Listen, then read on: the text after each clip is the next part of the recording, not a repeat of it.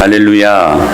오늘은 이세벨을 내가 용납함이니라는 제목으로 말씀을 나눌 때에 큰 은혜가 임하기를 주님의 이름으로 축원합니다. 오늘은 두아디라 교회에 대해서 말씀을 나눌 텐데 이 두아디라 교회가 있는 두아디라 이 도시는 버가모에서 동남쪽으로 한 60km 떨어져 있는 소아시아 7지역 중에 가장 작은 도시입니다. 그러나 이 두아디라는 당시 소아시아 지역의 군사적 요충지였기에 이 버가모나 또 이집트 지역 등이 전쟁을 하게 되면 제일 먼저 지나가게 되는 곳이어서 여러 나라의 침략을 당했던 도시였습니다. 당연히 그래서 정치적으로나 군사적으로 굉장히 불안한 상황 속에서 그들의 돌파구는 뭐였냐면 상업을 통한 부의 축적이 있었습니다. 그래서 이 로마가 그 작은 두아디라까지 도로를 냈거든요. 상업적인 그런 통로로. 이렇게 도로를 낸 것은 두아디라가 이렇게 상업적으로 요충지였기 때문에 라는 사실들을 보여줍니다. 성경에 보면 바울이 빌립보 교회를 세울 때 만났던 자주장사 루디아가 바로 이 두아디라 사람이었습니다. 그는 자주색, 그러니까 빨간색 옷감 장사였죠. 지금도 자주색이 빨간색은 이 염색업자들이 그러는데 참 염색하기 힘든 색이라고 합니다. 그런데 당시 벌써 그런 염색업이 발달했고 그에 따라 옷을 만드는 기술과 봉제업 그리고 옷에 붙이는 가죽을 다루는 기술과 이 대장장이들의 재련 기술도 매우 발달한 도시였습니다. 상업이 이렇게 발달한 곳이었기 때문에 당연히 상업조합이 있었고 그 조합마다 이게 중요해요. 각각 섬기는 수호신들이 많았다고 그래요. 수호신들이. 그래서 그 수호신들을 섬기는 무당들하며 제사장들이 많았던 우상숭배가 아주 성행했던 그러한 두아디라 도시를 우리가 보게 되는 것이죠. 그러니까 이 두아디라 교회가 바로 이러한 사회적인 영향을 받고 있었다는 것입니다. 바로 이런 두아디라 교회를 향해 주님께서 입을 여시는데 화자이신 그러니까 말씀하시는 그 예수님의 모습을 18절에 어떻게 지금 묘사하고 있냐면 이렇게 말씀하십니다. 시작. 두아디라 교회의 사자에게 편지하라. 그 눈이 불꽃 같고 그 발이 빛난 주석과 같은 하나님의 아들이 이르시되 라고 말씀하세요. 각 교회에 주시는 편지의 서두에 나오는 예수님에 관한 묘사는 항상 그 교회에게 허락하시는 말씀의 내용과 관련이 있는데 지금 뭐라고 말씀하시냐면 그 눈이 불꽃 같고 발이 주석 같다고 하는 것은 심판 속에서도 구원하시는 하나님의 아들 예수 그리스도의 권세를 상징하는 그 부분들을 말씀하고 있습니다. 그래서 이 권세 있는 예수님이 너희들에게 말씀하신다 하시면서 이 예수님이 지금 첫 번째로 두아디라 교회를 향하여 칭찬하십니다. 칭찬하세요. 근데 여러분이 이제 이 정도 말씀을 들었으면 좀 그 구조를 잘 파악을 하셨을 것 같은데 에베소 교회 그리고 서머나 교회, 버가모 교회를 항상 이야기할 때 먼저 무엇부터 하셨어요? 칭찬부터 하십니다. 그리고 난 다음에 책망하십니다. 여러분 이게 복음입니다. 주님은 먼저 칭찬부터 하세요. 그리고 난 다음에 책망하시는 예수님의 모습을 발견하게 됩니다. 우리 부모님들은 자녀들을 양육할 때 이 예수님의 방법을 꼭 사용하시기를 바랍니다. 먼저 칭찬하십시오. 그리고 난 다음에 가르칠 것들을 가르치시기를 바랍니다. 할렐루야. 지금 그런 주님께서 지금 그들의 칭찬거리들을 19절에서 말씀하셨어요. 시작. 내가 내 사업과 사랑과 믿음과 섬김과 인내를 아노니 내 나중 행위가 처음 것보다 많도다라고 말씀을 하세요. 그러니까 지금 두아디라 교회를 칭찬하시는데 고린도전서 13장에 기록된 믿음, 소망, 사랑이 뚜렷이 있었던 교회였다. 막 참 많이 칭찬하고 계세요. 그러니까 에베소 교회가 처음 사랑을 잃어버렸던 그런 교회였다면 지금 두아디라 교회는 내 나중 행위가 처음 것보다 많도다. 그러니까 처음 사랑을 끝까지 붙들고 있었던 교회였다라고 칭찬하고 계시는 것이죠. 서문화 교회처럼 환난 중에도 믿음을 지켰던 그 소망이 뚜렷했던 교회가 어떤 교회? 두아디라 교회였다라고 성경은 소개하고 있는 것이죠. 또한 버가모 교회처럼 외부적인 어떤 핍박과 환난이 있음에도 불구하고 인내로서 이 모든 환난을 이긴 교회였다라고 이 교회를 지금 칭찬하고 있는 거예요. 어제 우리 순자님들과 함께 저 양재에 있는 순교자 기념관을 다녀왔습니다. 한국 교회가 이렇게 부흥할 수 있었던 것은 그들의 순교의 피 때문에 이렇게 많은 부흥의 축복이 경험되어졌다. 대동강변에서 토마스 선교사님이 복음 한마디 전하지 못하고 단 한 권의 책만 건넬 뿐 목배임 받아 대동강의 순교자로 첫 제물로 주님 앞에 바쳐졌지만 그 후로 한 120년 후로 여러분 우리나라가 얼마나 많은 부흥의 축복을 경험했습니까? 여러분 두아디라 교회가 이러한 교회였다는 거예요. 순교의 피가 있었고 큰 환난 속에서도 인내로서 믿음의 절개를 가지고 믿음으로 이 모든 것들을 이겼던 교회였다. 막 칭찬하고 있는 예수님의 모습을 발견하게 되어집니다. 참 괜찮은 교회였다. 참 나이스한 교회였다. 모두가 본받을 만한 교회가 두아디라 교회였다라고 성경은 소개하고 있는 것입니다. 저는 우리 교회가 이러한 교회 될 수 있게 되기를 축원합니다. 제가 그래서 순교자 기념관에 이제 그 이름이 적혀져 있는데 무슨 교회 무슨 목사님이 이렇게 순교했다 이름이 쭉 기록이 되어 있더라고요.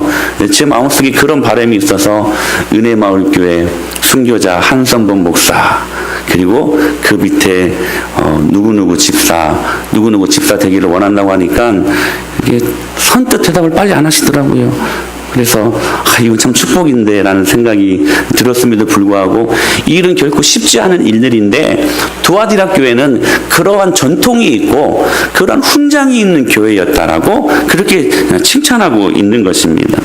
그런데 이제 책망이 또한 이어져요. 두아디라 교회의 책망을 시작하시는데 20절 말씀이에요. 시작. 그러나 내게 책망할 일이 있노라.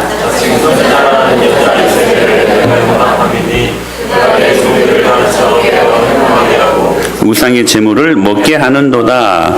여기 지금 한 가지 책망할 일이 있는데 참 괜찮은 교회였어요. 정말 믿음과 소망과 인내와 사랑이 넘쳤던 교회. 근데 이 두아디라 교회가 한 가지 치명적인 죄를 범하고 있었다는 거예요. 바로 그것이 무엇이냐면 이세벨을 용납했다는 거예요. 여기서 말씀하는 이세벨이 누굴까요? 여기서 말씀하는 이 이세벨이 실명일까 가명일까 여러 신학자들의 의견이 분분하지만 공통적인 것은 이 이름은 우리가 구약 성경에서 익히 잘 들었던 것처럼 북이스라엘의 가장 악랄했던 왕 아합 왕의 와이프 되는 바로 그 이세벨을 의미하는 것이다라고 이야기를 합니다. 그런데 지금 이 이세벨 그 아버지 이름이 뭔지 아세요? 옛 바알이라는 이름이거든요. 여러분 이 옛 바알이라는 이름은 영어로 보니까 바알 with us라는 말입니다. 바알이 우리와 함께한다. 어디서 많이 들었던 말 아닙니까? God with us. 하나님이 우리와 함께하시도다. 임마누엘 할렐루야. 이 임마누엘 이름을 따다가 만든 이름이 옛 바알이라는 이름이에요. 그 옛 바알의 딸인데 이 이세벨이 그 바알 신을 가지고 들어와서 감히 하나님을 섬기는 이스라엘 백성들에게 열심히 가르치기 시작했습니다. 그래서 온 나라가 그 이세벨의 가르침 즉 바알 신앙으로 완전히 물들어 버렸던 것이죠. 그러면 이 이세벨의 가르침이 무엇이었는가? 방금도 이야기했던 것처럼 바로 바알 신앙이었습니다. 바알 신앙. 지금 그 가르침을 아무런 여과 없이 두아디라 교회가 용납했다는 거예요. 그렇다면 이 이세벨의 가르친 바알 종교는 어떤 종교였고 어떤 교훈을 지금 이 두아디라 교회가 용납하고 있었는가? 그 재미있는 부분들을 이야기할 수 있는 게 바로 갈멜산에서의 바알 선지자 450대 엘리야 선지자 한 명이 싸웠던 그 갈멜산 결투에서 나타나는 말씀에서 정확히 우리는 바알 종교가 어떠한 종교인가를 알 수 있습니다. 우리 같이 한번 열왕기상 18장 26절로 29절 말씀 한번 읽어볼까요? 시작.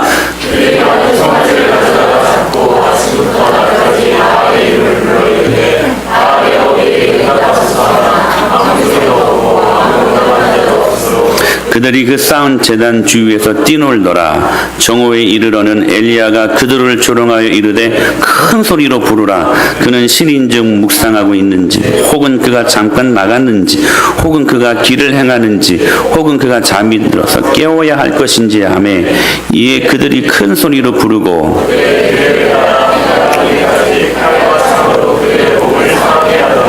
이같이 하여 정오가 지났고 그들이 미친 듯이 뛰도록 아무 소리도 없고 응답하는 자나 돌아보는 자가 아무도 없더라. 여러분 이 이야기 스토리를 잘 아시죠? 바알신이 온 나라에 성행하니까 엘리야 선지자가 결투를 청합니다. 하늘에서 먼저 불이 내려지는 그 신이 참 하나님, 참 신 아니겠느냐. 우리 이 결투 한번 하자. 사랑하는 여러분, 이게 신앙의 저는 약속이라고 생각합니다. 할렐루야. 여러분 예수 믿지 않는 사람들에게 한번 이렇게 도전해 보십시오. 내가 당신을 위해 며칠 동안을 기도해 볼 테니까 하나님의 살아계심을 경험해 보십시오라고 말할 수 있는 믿음이 그 약속 말입니다. 할렐루야. 여러분 신앙의 그 배짱과 용기가 있는 사람들이 그렇게 말할 수 있는 건 아니겠습니까? 엘리야는 그랬어요. 그래서 지금 이 바알 선지자 450대 엘리야 선지자 한 명이 그 싸움을 하고 있었던 거예요. 근데 그들이 이 불을 받기 위해 행했던 모습들이 정확히 바알 종교였어요. 오늘 이 본문을 통해서 우리는 몇 가지를 살펴볼 수 있는데, 바알 선지자들이 그들의 신을 부르며 첫 번째, 단 위에서 뛰놀았다라고 이야기합니다. 이 축제했다는 거예요. 두 번째는 큰 소리로 그들의 신을 불렀다라고 이야기합니다. 세 번째는 칼과 창으로 자신들의 몸을 자해했어요. 불이 안 내려지니까. 그리고 난 다음에 마지막에는 미친 듯이 떠듭니다. 그러니까 거의 실성한 것이죠. 자, 보세요. 두아디라 교회의 그런 이교적인 행위들이 침투에 들어왔다는 것인데, 그 가르침이 오늘 이 두아디라 교회와 또한 오늘날 교회들에게 어떻게 침투하고 있는지를 한번 잘 살펴보기를 간절히 바랍니다. 첫째로 이 바알 종교 예배는, 그리고 두아디라 교회에 여과 없이 들어왔던 그 예배는 어떤 예배였냐면 인본주의적인 예배였습니다. 이게 바알 종교의 첫 번째 사상이었습니다. 먼저 그들이 단 주위에서 뛰놀았다라고 지금 말씀을 하고 있는데, 이 대목을 보면 그들은 제사를 지금 무엇처럼 드렸다? 페스티벌, 그러니까 축제처럼 드렸다라고 말씀을 하시는 거예요. 여러분 이세벨의 가르침이 가장 중요한 예배에 지금 침투해 오고 있다는 사실입니다. 여러분 악한 원수 마귀는 가장 먼저 여러분들을 하나님의 사람으로부터 멀리하게 하려고 여러분들을 가장 먼저 공격하는 것이 뭐냐면 예배입니다.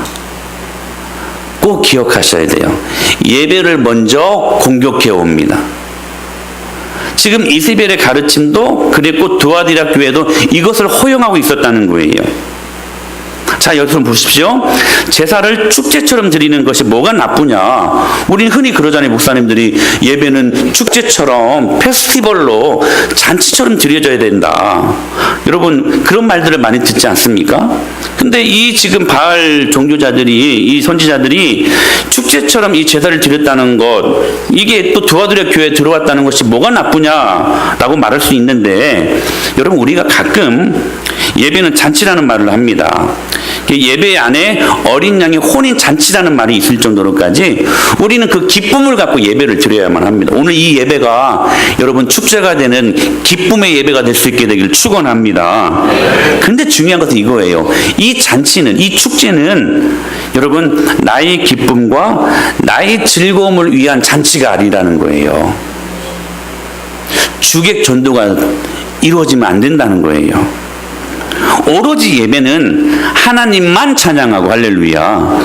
오직 이 예배는 하나님만 기뻐해야 되는 예배가 되어야 한다는 것입니다. 바로 여기에 우리가 오해하고 있는 것들이 있어요. 우리는 예배가 내가 즐겁고 내가 기쁘고 그 말씀 참 좋네. 오늘 너무 나이스했어. 예배가 너무 좋았어. 너무 좋은 말씀. 내가 위로받는 시간이 되어야 한다라고 생각을 하는 것이죠.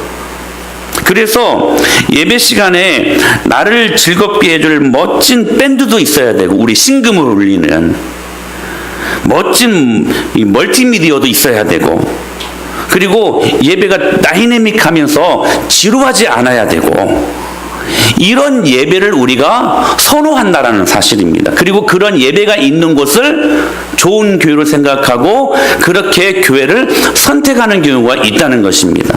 심지어는 말씀의 강단도 세상 이치와 세상 인리에 이루어지는 그 말씀 듣기를 좋아하는 우리들의 마음이 있다는 거예요. 아침마당에서 이야기하는 가슴 훈훈하고 가슴 따뜻한 이야기. 그래서 내 마음이 심금이 울려져서 눈물도 가끔 흘려내는 그러한 예배. 여기에 서 있는 목사님은 항상 단정해야 되고, 물론 단정해야 되지요. 오늘 머리를 좀 단정하게 너무나 빡 붙였더니 약간 좀 머리가 더 커 보이는 것 같은 생각이 스스로 듭니다. 주여. 근데 이 목사님도 단정해야 되고, 목사님이 절대로 인상도 쓰면 안 돼. 항상 웃는 얼굴로. 저기 조엘 오스틴 목사님이라는 분은 설교하시는데 처음부터 끝까지 계속 웃으면서 하시더라고요. 항상 웃는 얼굴로 자신들의 마음을 즐겁게 해줘야 된다라고 생각하는 그런 예배가 좋은 예배, 은혜 받은 예배라고 생각한다는 것이죠.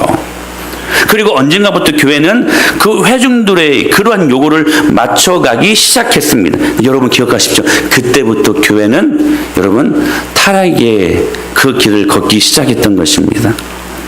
그러나 여러분 꼭 기억하십시오. 예배는 여러분을 즐겁게 해드리기 위해, 예배는 여러분을 위로하기 위해 드려지는 게 절대로 아닙니다. 물론 부산물로 얻는 그러한 축복이기는 합니다. 근데 이것이 주가 되어서는 안 된다는 것이죠. 우리는 예배 시간을 통해 여러분의 죄가 드러나서 얼굴이 여러분 붉어지셔야만 합니다. 하나님의 거룩하신 은혜의 말씀을 강단에서 선포하시고 그 선열이 낭자한 하나님의 놀라운 능력의 말씀이 거룩으로 떨어지니까 그 말씀이 내 내면에 비춰졌을 때에 내 죄악이 너무나 깊이 있게 구체적으로 드러나는 거예요. 그 죄가 드러나니까 하나님 앞에 너무 창피한 거야. 그래서 그 죄가 드러남으로 말미암아 우리의 얼굴이 붉어져야 돼요. 때로는 예배 시간을 통해 하나님의 말씀을 깨닫고 통해 자복하여 여러분 눈물도 흘리셔야만 합니다. 할렐루야. 감정적인 터치가 이루어져서 여러분 생성되는 눈물이 아니라 진리의 말씀을 통하여 내가 얼마나 나쁜 죄인이었는가, 내가 얼마나 가망성 없는 죄인이었는가, 이런 죄인을, 그래서 허물과 죄로 완전히 죽었던 우리를 그리스도의 사랑으로 살리신 그 은혜 때문에 그 하나님의 은혜가 너무 감사해서 흘리는 그 눈물 말입니다. 여러분 그 눈물이 있습니까? 한번 대답해 보세요. 그 눈물이 있습니까? 언젠가부터 여러분 우리의 눈가에 그 눈물이 사라진 지 오래는 아닙니까? 그러한 예배, 예배를 통해 말씀에 직면해 보니까 너무나 작은 우리가 드러나고, 아울러 내가 너무나 작아지는 그런 축소된 모습들을 발견하고, 아울러 하나님의 그 크심이 드러나서 하나님 앞에 우리가 압도되어서 헉하고 숨도 제대로 쉴 수 없을 만큼 경외감을 느끼는 그런 예배 말입니다. 사랑하는 여러분, 그 예배가 오늘 우리 안에 임할 수 있게 되기를 축원합니다. 그런데 자꾸 시대의 조류를 따라서 교회들이 사람들의 감정을 상하지 않게 하기 위해, 사실 어제 에어컨이 나갔어요. 지금 오늘 에어컨을 틀지 못했는데, 이제 어제 에어컨을 틀어보니까 이게 오작동이 나가지고 어제 동물소장을 고치려고 노력을 했습니다. 근데 서비스 센터에서 이제 안 된다고 하고 시간이 지나서, 저부터 개인적으로 아시는 분한테 전화를 해서 그분이 오셨는데도 부속이 없어서 못 고쳤거든요. 근데 계속 마음이 쓰이는 거예요, 제 마음속에. 아, 이것 때문에 우리 성도들이 예배 드릴 때 혹시 마음적으로 짜증이 나지 않을까? 이런 마음들. 그렇게 덥지 않죠? 할렐루야. 더위와 상관없는, 추위가 때로는 상관없는 주님만을 온전히 집중하여 드려지는 그 예배 말입니다. 계속해서 우리는 그런 감정을 먼저 생각하고 그러한 주위 시선들을 먼저 제 안에 그런 마음들이 있더라고요. 인위적인 마음들. 그러니까 예배를 자꾸 이인적인 방법을 동원해서 재미있고 감동적으로 만들려고 시도하는 것, 바로 이 모습들이 두아디라 교회에 들어왔고, 오늘 우리 교회에도 그런 모습들이 있지 않는가, 우리가 점검해야 된다는 사실입니다. 두 번째로, 이 바알 종교의 신앙은 기복적인 신앙이었습니다. 이세벨의 가르침을 받은 자들이 지금 큰 소리로 그들의 신을 불렀다고 했지요.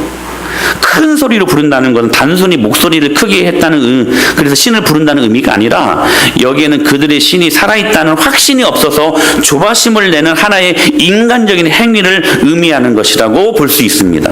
즉, 바알 신은 실제로 존재하는 신이 아니라 자기 자신들이 만들어낸 신이라는 것을 역으로 보여주는 그러한 모습들이었습니다. 사랑하는 여러분, 하나님이 우리에게 무엇을 요구하시는지, 그 하나님께 우리가 무엇을 요구할 수 있는지 우리가 전혀 알지 못하고 소문으로만, 풍문으로만 들은 그 종교 행위를 하는 사람들의 모습이 두아디라 교회였고, 오늘 우리 은혜마을 교회일 수도 있다라는 사실입니다. 하나님이 어떤 분이신가, 그리고 그 하나님이 원하시는 것이 무엇인가에 대한 전혀 관심이 없고, 그저 내가 바라는 것들만 추구하려고 하는 지극히 기복적인 신앙이 우리 안에 있지 않느냐 하는 것입니다. 사랑하는 여러분, 우리가 여기에서 우리들의 마음을 한번 잘 점검해 봐야 돼요. 여러분 스스로가 하나님이 어떠한 분이신가를 알기를 힘쓰시는 분들이십니까? 사실 성경은 이것이 우리의 힘이라고 말씀하십니다. 그래서 저의 모든 설교는 거의 어떤 한 문제를 조목조목 찝어주고 이 문제를 해결하는 그런 설교가 아니라 큰 그림을 그려주는 그러한 설교를 저는 선택하고 있습니다. 왜냐하면 하나님을 아는 것이 이 모든 문제를 해결하는 열쇠이기 때문에 그렇습니다. 다시 한번 묻고 싶어요. 여러분들은 세상의 이치와 세상의 인리와 세상의 지식과 세상의 지혜를 얻기 위해서는 그렇게 몸부림치시는 여러분들이 과연 인 파워, 여러분의 힘이요 능력 되시는 그 하나님이 어떠한 분이신지를 과연 알고 힘쓰고 몸부림치고 있느냐는 것입니다. 영생이 무엇입니까? 참 하나님과 유일하신 예수 그리스도를 아는 것입니다. 할렐루야. 영생이 뭐예요? 그 주님을 알아가는 것입니다. 이것이 우리가 영원히 사는 놀라운 능력이라고 성경은 말씀하고 있어요. 그런데 여기에는 관심이 없어요. 관심이 없고 그냥 내가 바라는 것들만 추구하려고 하는 지극히 기복적인 신앙, 이 신앙이 바알 신앙이었고 두아디라 교회에 이것들이 여과 없이 들어왔고 오늘 우리들에게 말씀하시는 거예요. 이 기복적인 신앙이 우리들 안에 있지 않는가. 그래서 필요할 때만 주님 찾고 필요할 때만 기도하지만 이 사람들은 절대로 하지 못하는 게 뭐라고요? 거룩을 위해서 구하는 기도는 없다는 것이에요. 하나님이 어떠한 분이신가를 알아가는 몸부림이 없다는 거 여러분 기억하십시오. 우리가 주님을 간절히 찾고 찾으면 주님이 우리를 만나 주시겠다고 약속하고 계십니다. 저는 그 말씀을 믿습니다. 우리가 왜 주님을 만나지 못하는가? 이유는 한 가지예요. 그 하나님을 알아가는 간절함이 없기 때문에 그렇습니다. 성경을 어렵게 보지 마십시오. 너무나 단순해요. 그 주님을 알아가려고 하는 몸부림이 우리 안에 있는가? 여의도 순복음교회가 부흥할 수 있었던 원인 중에 하나가 가난과 질병 치유에 있었다고 합니다. 삼박적 구원론을 이야기하죠. 예수님 믿으면 무조건 만사형통한다. 그리고 무조건 치료받는다. 그것 때문에 몰려든 교회가 여러분 부흥된 교회가 여의도 순복음교회 아닙니까? 여러분 가난 때문에 예수님을 찾아오는 것은 참 잘한 것입니다. 할렐루야. 아멘. 여러분 모든 문제 때문에 예수님 앞에 찾아 나오는 것은 정말 귀한 일입니다. 참 잘하신 일입니다. 그러나 중요한 것은 뭐냐면 그 모든 문제를 해결받을 뿐만 아니라 그 문제를 치료해 주시고 그 모든 문제를 해결해 주신 그 주님을 만나는 것이 더 귀한 일이라는 것입니다. 그래서 이 여의도 순복음교회가 어느 순간 이게 너무나 이제 복잡하고 힘든 사역이니까 더 이상 우리는 신유 그러니까 치유하는 이 이제 일들을 하지 않겠다 선언을 했대요. 그 뒤로 교회가 거의 절반가량 빠져나갔다고 합니다. 이게 무엇 때문에 지금 나온 사람들이에요? 오로지 문제 해결. 오로지 내가 바라는 것 그것만을 추구하며 나왔던 그들의 신앙. 그들이 절대로 할 수 없는 게 뭐라고요? 거룩을 위해서 몸부림칠 수는 없다는 것이죠. 사랑하는 여러분, 오늘 우리들 마음속에 이러한 기복적인 신앙이 있지 않는가? 꼭 기억하시고 이 기복적인 신앙은 바알 종교에서 나왔다는 걸 기억하고 여러분 예수님의 이름을 제거할 수 있게 되길 바랍니다. 주님을 만나십시오. 그리고 여러분의 삶이 여러분의 행복이 아니라 행복이 여러분의 삶의 목적이 아니라 여러분 그 주님 성품에 닮아간 참여하는 거룩이 여러분의 삶의 목표가 될 수 있게 되기를 축원합니다. 세 번째 바알 종교는 이 이세벨의 가르침은 바로 공로 사상이 있었습니다. 이세벨의 가르침을 받은 자들은 자기의 요구가 받아들이지 않으니까 뭐 했어요? 이제는 몸을 상하게 합니다. 무슨 말이냐면 인간의 공로 사상이라는 거예요. 종교개혁자였던 루터도 한때는 자해했습니다. 캐톨릭이나 불교, 모슬림의 주된 구원에 이르는 사상이 무엇인 줄 아십니까? 공로 사상입니다. 고행이에요, 고행. 그러니까 구원은 100% 하나님의 은혜로 이루어짐을 믿으시길 바랍니다. 근데 캐톨릭에서는 하나님의 십자가의 은혜 50%, 그 다음에 인간의 노력, 공로 50%, 합이 100% 돼야 구원받는다고 이야기를 하거든요. 그거 아니라는 것이죠. 티베트의 승려들은 제가 몇 번 말씀드렸었죠. 오체 투지로 구원에 이른다고 합니다. 무려 3,000km 정도를 그 행위를 해야 되는데 삼보일배를 오체 투지 이마가 땅에 닿고 그리고 팔꿈치가 땅에 닿고 이 무릎이 땅에 닿아 이렇게 절하고 삼보를 가고 또 절하고 이것을 3,000km를 걸어야 구원에 이른다고 합니다. 되는 것입니까? 여러분 티베트 승려들이 가장 성병이 많다고 합니다. 안 되는 거예요. 근데 많은 사람들이 예수님께 이렇게 묻습니다. 우리가 어떻게 하여야 영생을 얻을 수 있습니까? 더 구체적으로 말씀드리면 예수님 우리가 무슨 행동을 해야 영생을 얻을 수 있는 것입니까? 이렇게 물어봅니다. 지금 두아디라 교회에 이런 인간의 공로 사상이 들어왔다는 것입니다. 그리하여 예수 그리스도의 완벽한 구원 사역에 무효화를 외치고 있었던 것입니다. 여러분 기억하십시오. 십자가의 복음은 테텔레스타이, 완전한 복음입니다. 아멘. 인간의 어떤 노력도 어떤 그 인간의 공로도 여러분 양념으로 여러분 개입될 수 없는 완전한 복음입니다. 다 이루신 사건입니다. 그분의 십자가의 은혜로 말미암아 과거, 현재, 미래 우리 모든 죄가 다 여러분 다 사해졌습니다. 할렐루야. 예수님의 그 완전한 복음.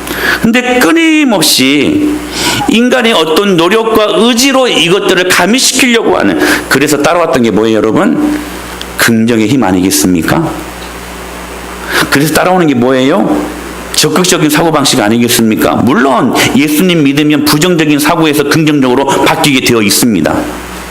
물론 예수님 믿으면 소극적인 행동의 사람들이 적극적으로 바뀌게 되어 있습니다. 그것은 여러분 믿음의 결과들이지 그것이 우리의 믿음을 만들어낼 수는 없다는 사실입니다. 근데 우리는 그래요. 할 수 있다. 인간의 노력으로도 할 수 있다. 할 수 있다. 마지막에는 구원까지도 인간의 노력으로 이룰 수 있다라고 말하는 게 세상 종교 아니겠습니까? 여러분, 우리는 예수님의 은혜로만 구원받는 자들입니다. 할렐루야. 그렇다면 목사님, 구원받고 우리들의 이후의 삶은 어떠해야 됩니까? 가령 이런 것이죠. 어떤 한 아이가 여자친구가 있는데 꽃다발을 하나 받았어요. 언젠가 말씀드렸어요. 근데 그 아이의 방이 너무나 지저분하고 그냥 발 하나 이렇게 내들 틈이 없는 그런 쓰레기로 다 온통 가득 찬 방이에요. 근데 이 아이가 친구를 사귀었는데 이 여자아이가 이 아이에게 예쁜 꽃다발 하나를 선물을 줬어요. 너무 기쁘고 너무 좋아가지고 그 꽃다발을 들고 너무 흐뭇해하는 마음으로 자신의 책상 위에 딱 올려놓았습니다. 이 꽃다발을 보면서 그 여자친구 아이의 그 얼굴을 생각하고 흐뭇해하면서 막 좋아 보이는데 갑자기 책상 위에 있는 옆에를 보니까 여러 가지 책들 막 쓰레기들이 난무해 있는 거예요. 보니까 이 꽃다발이랑 어울리지를 않는 거야. 그래서 이 꽃다발과 어울리기 위해서 이 어지럽혀 있는 책과 그리고 쓰레기들을 줍기 시작합니다. 그리고 책상을 예쁘게 그 꽃다발과 어울리게끔 만들어 놓습니다. 보기에 좋거든요. 아, 좋은데 옆에를 보니까 자기 옷장이 있는데 옷장이 너무나 지저분한 거예요. 너무 색깔도 칙칙하고 이 꽃다발과 보니까 이것이 도통 어울리지를 않는 거야. 그래서 엄마한테 간절히 말해가지고 그 칙칙한 어둠이 있는 옷장을 바꿔놓습니다. 이 꽃다발과 너무 잘 어울리는 거예요. 막 좋다고 막 휘파람 부르면서 그 아이의 얼굴을 생각하면서 보니까 또 자기 침대를 보니 침대가 너무나 얼룩져 있는 거예요. 그래서 그 침대를 또 바꿉니다. 이 꽃다발과 어울리기 하기 위해서. 그렇게 보고 나니까 방바닥에 쓰레기가 너무 많은 거예요. 이제는 그 꽃다발과 어울리는 그 방을 만들기 위해서 그 바닥을 다 치워놓습니다. 여러분, 복음적인 삶이 이런 것입니다.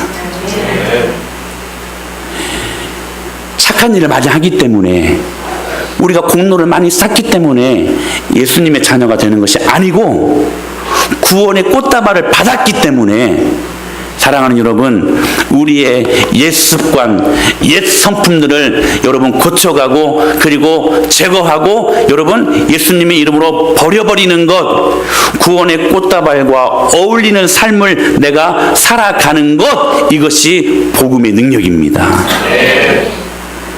이렇게 와야지 이게 바뀌어서는 안 된다라는 거예요.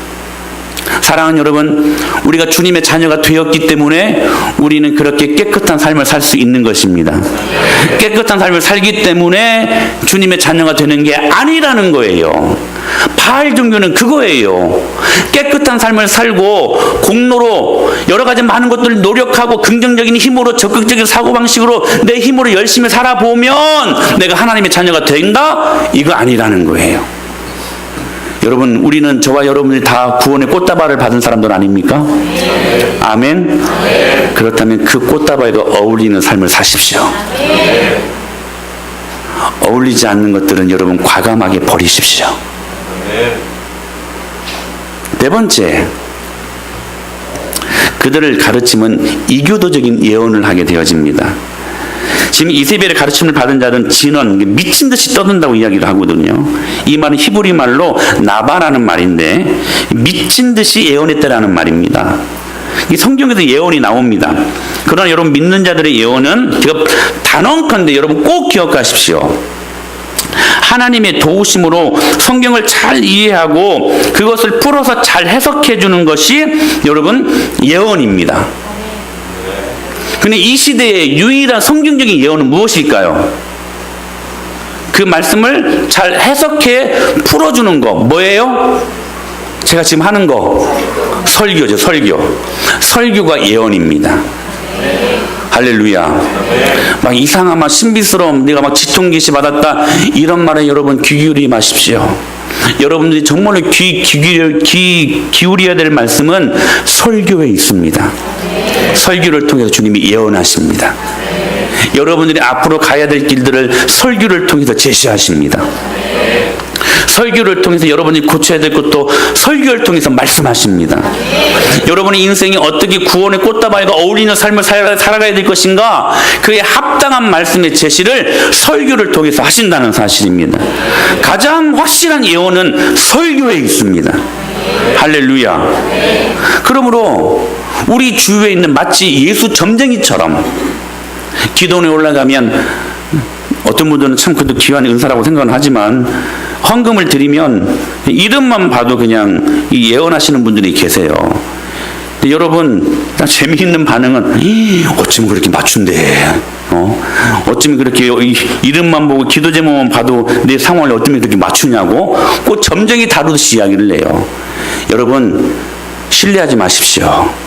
하나님의 말씀을 잘 해석하여 설교하는 하나님의 말씀에 귀 기울이시길 바랍니다. 그게 확실한 예언입니다. 바알 종교는 그러한 종교였어요. 마지막으로 그들의 종교는 행음하는 종교였습니다. 이걸 빠뜨릴 수 없어요. 원래 이세벨이 전한 바알 종교는 행음하는, 간음하는 종교였어요. 제사장들이 있었는데 그 여사제들은 모두가 남자 신도들과 함께 행음으로 그들의 축제를 즐기게 됩니다. 그러니까 온갖 더러운 난잡한 성행위가 그 안에서 다 이루어지는 거예요. 그게 바알 종교였습니다. 그런데 중요한 것은 교회 안에도 얼마나 이 많은 행음이 일어나고 있는가, 영적으로. 아까도 말했던 조엘 오스틴, 그 긍정의 힘이라는 책을 쓰셨던 분이, 이 목사님이 언젠가는 조심스럽게 이야기하는, 이제는 오픈하게 당당하게 이야기하기를 이렇게 이야기를 한 적이, 선포를 한 적이 있습니다. 우리 교회는 앞으로 더 이상 부정적인 가치인 우리들에게 어두움을 주는 죄에 대해서는 설교하지 않겠습니다. 땅 선포해버렸습니다. 여러분, 죄에 대해서 설교하지 아니하면 무엇도 설교할 수 없어요? 지옥도 설교할 수 없습니다. 여러분, 천국이 있다고 생각한다면 논리적으로 무엇도 있어야 돼요? 근데 우리는 천국이 있다는 것을 생각하고 지옥이 있다는 것을 까먹고 있거든요. 지옥도 반드시 있습니다.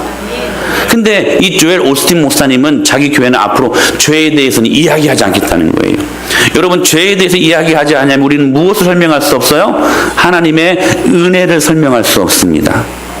왜 은혜를 은혜되게 하시는 놀라운 축복으로 우리가 경험하는지, 죄가 고백되어질 때 그 죄가 얼마나 참담하고 죄가 우리들에게 얼마나 무서운 결과를 주는지, 그 죄의 결과를 당하지 않고 예수 그리스도께서 십자가의 은혜로 우리를 살리신 것, 여러분, 그것이 감사요, 그것이 은혜라는 것들을 비로소 우리가 깨닫게 되어지는 것입니다.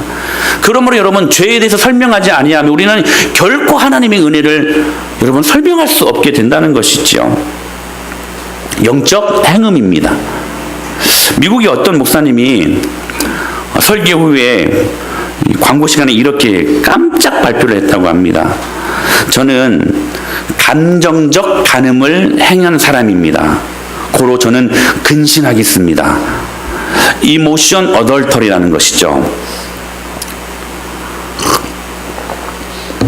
참 이분은 죄에 대해서 이렇게 민감하게 반응했던 분이셨던 것 같아요. 이모션 어덜터리, 이것을 범했다고 스스로 2년 동안 목회를 근신하겠다고 질의를 받은 것입니다. 스스로 이 교인들이 야단난 것이죠. 우리 같이 좋은 목사님, 우리 교회 그 목사님과 좋은 목사님이 왜 이런 것들을 스스로 질의를 받으려고 하는 것인가, 교인들이 야단났습니다.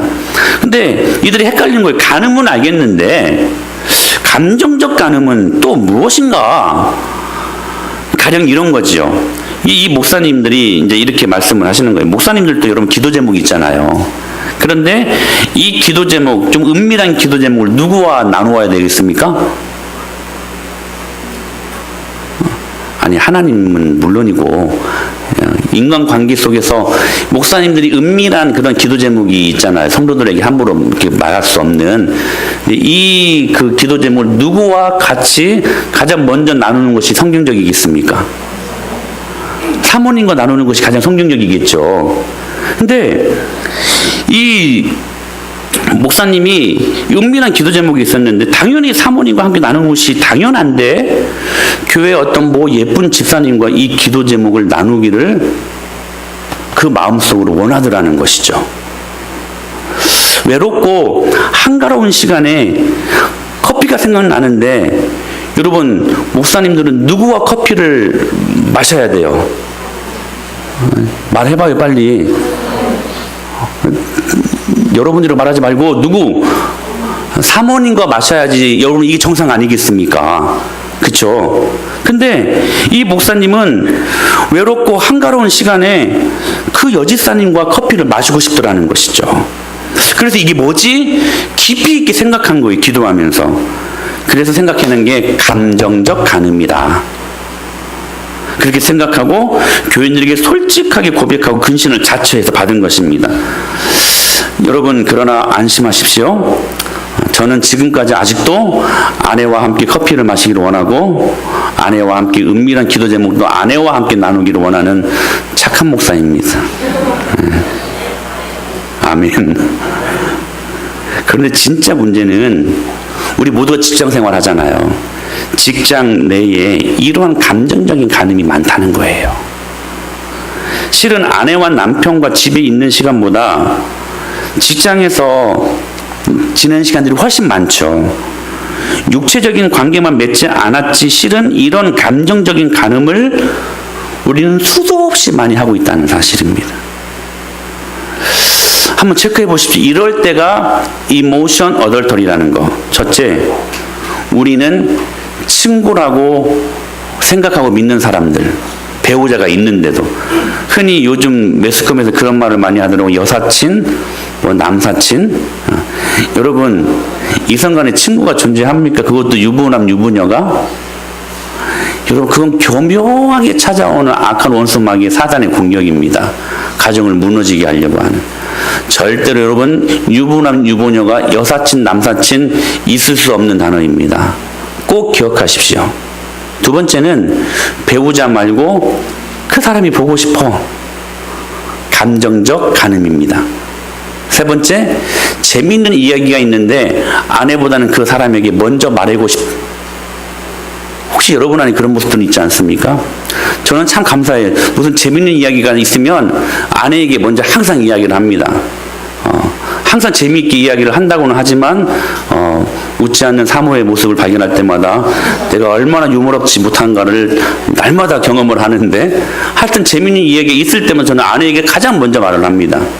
네 번째, 내 남편과 아내보다 이 사람과 말이 더 잘 통한다. 그런 사람 있을 수 있거든요. 여러분, 감정적 간음입니다. 백화점에서 예쁜 목걸이를 봤는데 아내보다 그 사람이 먼저 생각난다. 감정적 간음입니다. 사랑하는 여러분, 우리들은 육체적인 관계만 맺지 않으면 된다고 생각하는 부분들이 있는데 여러분 사실 육체적인 그 간음이 왜 이루어집니까? 감정적인 간음이 이루어지기 때문에 그것이 육체적인 관계로까지 이어지는 것입니다. 사랑하는 여러분, 생각의 여러분의 말밑에 성령의 면도칼을 대시기를 바랍니다.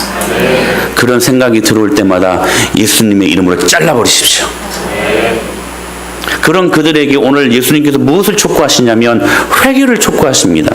오늘 또 이 책망받는 두아디라 교회의 주님의 처방전은 무엇이냐? 회개하라 하는 것이었습니다.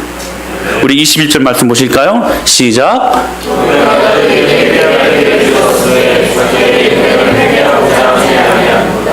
선을 그어라. 바알 선지자들과 엘리야 선지자를 두고 선을 긋지 못하고 머뭇거렸던 과거 구약 성경에 나타났던 이스라엘 백성들처럼 머뭇거리거나 그렇게 주저하지 말고 그래서 선을 때로 허용하면 아무리 사랑과 믿음과 섬김과 인내가 있는 기가 막힌 두아디라 교회를 할지라도 그 경고가 참 무서워요. 우리 22절 말씀 보실까요? 시작. 볼지어다 내가 그를 침상에, 자 보세요, 침상에 던진다. 이 무슨 말일까요? 침상에서만 생활하도록 만들어버리겠다는 거예요. 계속 또 그와 더불어 간음하는 자들도 큰 환난 가운데, 이 환난은 여러분 여러 영역 속에서 일어나는 것들입니다. 그 다음 말씀 시작. 또 내가 사망으로 그의 내 금쪽 같은 자녀들을 하나님이 건드신대요. 다음, 모든 교회가 나는 사람의 뜻과 내가 너희 각 사람의 행위대로 갚아주리라 보응하시는 하나님. 근데 여러분 잘 보세요. 너무 무섭는 말씀 아닙니까? 근데 여러분 이 말씀을 잘 보세요.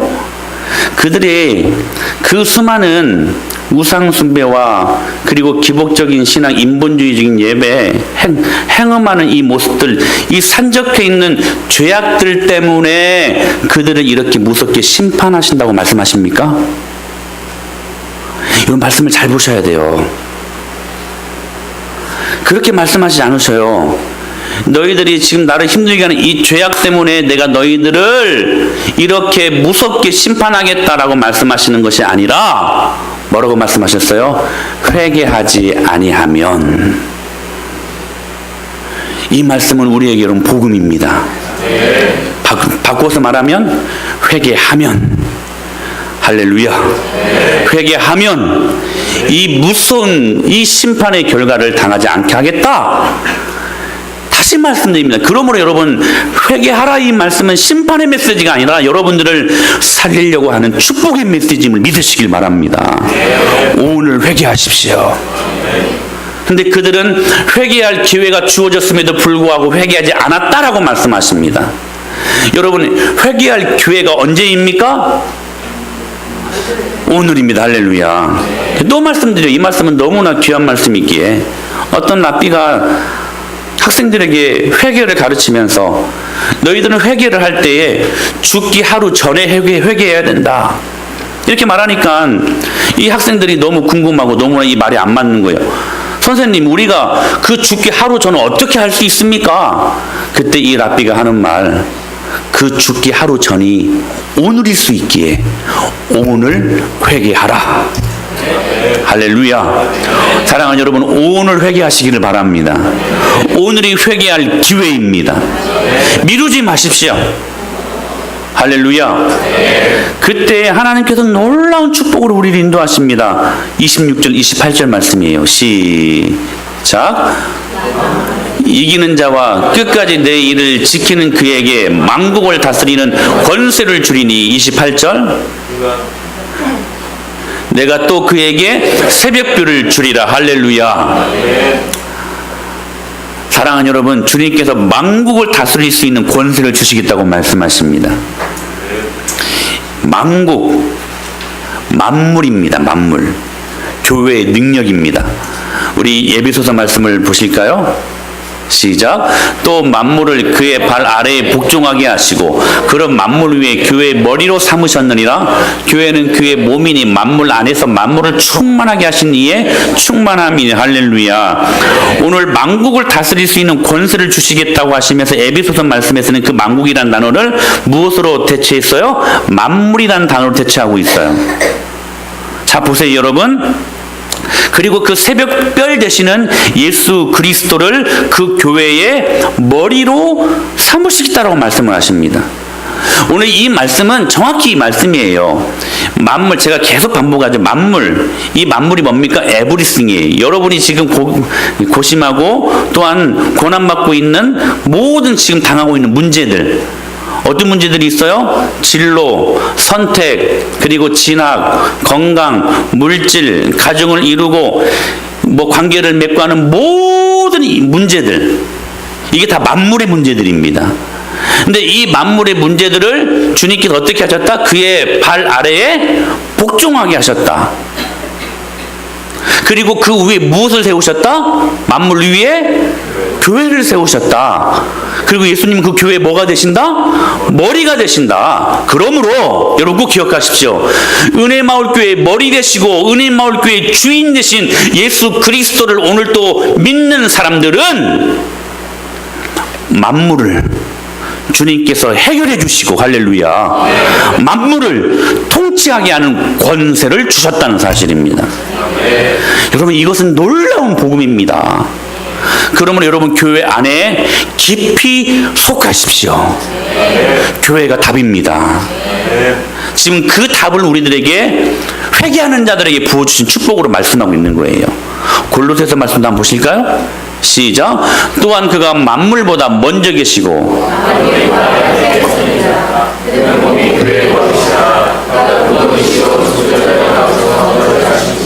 이는 친히 만물의 으뜸이 되려 하시며 할렐루야. 만국 이꼴 만물, 그 만물의 으뜸이 되신 예수님께서 교회에 뭐가 되셨다? 머리 되셨다. 할렐루야. 그 예수님을 머리로 삼고 주인 삼는 사람들은 만물의 문제를 교회 안에서 해결받는 열쇠를 받는다는 사실입니다. 이 열쇠를 열쇠를 마태복음 16장에서 이미 약속하신 적이 있죠. 시작. 또 내가 너에게 이르노니 너는 베드로라. 내가 이 반석 위에 내 교회를 세우리니 음부의 권세가 이기지 못하리라. 내가 천국 열쇠를 내게 주리니 내가 땅에서 무엇인지 매면 하늘에서도 매일 것이요 내가 땅에서 무엇인지 풀면 하늘에서도 풀리리라. 할렐루야. 사랑하는 여러분, 그 권세가 뭡니까? 천국 열쇠입니다. 여러분, 예수님을 머리로 삼고 주인 삼는 자들마다 주님께서 이 천국 열쇠를 맡겨주셨습니다. 여러분, 이것은 사실입니다. 하늘 문을 열기도 하고 닫을 수 있는 그 열쇠를 주님께서 저와 여러분들에게 주셨다는 것입니다. 할렐루야.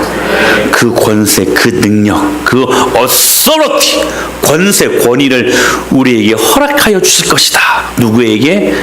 회개하는 자들에게. 사랑하는 여러분, 오늘 다시 한번 점검해 보십시오. 여러분 안에 있는 바알 신앙이 무엇이 있었는지. 인본주의적인 예배에 있었습니까? 기복적인 신앙이 있었습니까? 이교도적인 예언을 설교보다 더 듣기를 기뻐했습니까? 여러분, 영적인 행음은 혹시 있지 않았습니까? 여러분, 다시 한번 예수님의 복음 앞에 여러분들의 모습들을 한번 점검해 보십시오. 그리고 발견되어지는 것이라면 회개하십시오. 죄악 때문에 우리를 심판하시는 것이 아니라 회개하지 않기 때문에 주님께서 여러분 우리를 심판하시는 것입니다. 오늘 모두 우리가 회개하여 사랑하는 여러분, 교회됨의 축복을 누리고 이 천국 열쇠로 이 땅에 살아가면서 저 하늘문을 열기도 하고 닫을 수도 있는 권세 있는 하나님의 사람들 될 수 있게 되기를 예수님의 이름으로 간절히 축원합니다.